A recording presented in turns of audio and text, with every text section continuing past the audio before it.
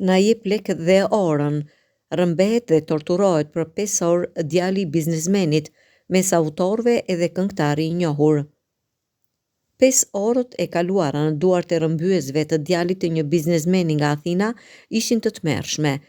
4 autorë e rrëmbyen atë dhe pasi e hipën në një makinë e transportuan në zonën e Saronidës.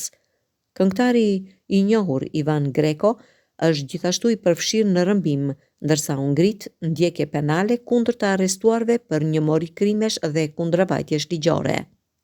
E gjitha filloi në mëngjes në rajonin e Himetus, ku 3 nga autorët e krimit sulmuan fizikisht djalin e biznesmenit dhe duke përdorur një objekt të mpret, i shkaktuan goditje në gjymtyrët e poshtme.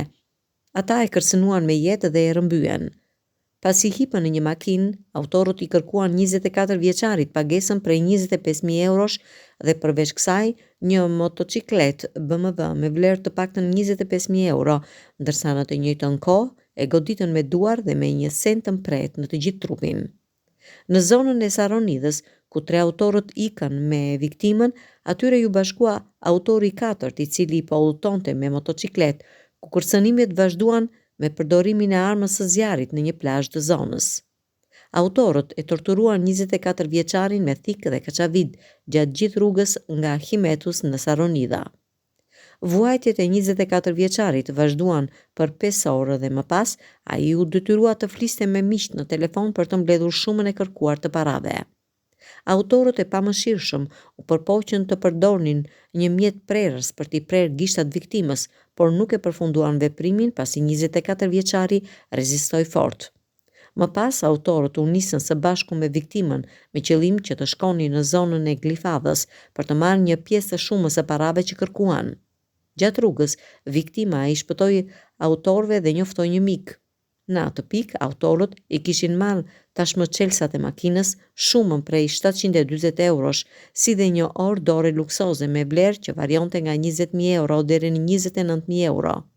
Kërcënimet vazhduan edhe në ditët në vijim me mesazhe dhe video nëpërmjet aplikacioneve online.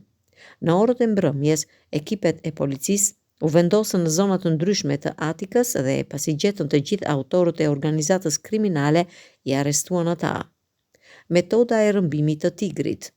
Një element i rëndësishëm i veprimit të organizatës kriminale që po shqyrtohet është përdorimi i dhunës ose kërcënimi i përdorimit të saj në një mënyrë që tregon një qëllim për të ndëshkuar viktimat. Tregues është fakti që anëtarët kryen veprime me një element të fortë akmarrje, duke konfirmuar natyrën sistematike dhe të organizuar të veprimit.